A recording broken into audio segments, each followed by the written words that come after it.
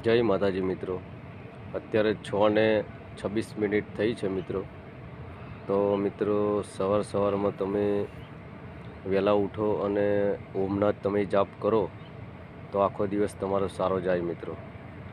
કારણ કે આ ઓમ છે ને એમાંથી જે ઓમની ઉપર અર્ધમાત્રાની ઉપર જે શૂન્ય રહેલું છે તે શૂન્ય પરમાત્માનું પ્રતીક છે, પરમાત્મા સાક્ષાત છે.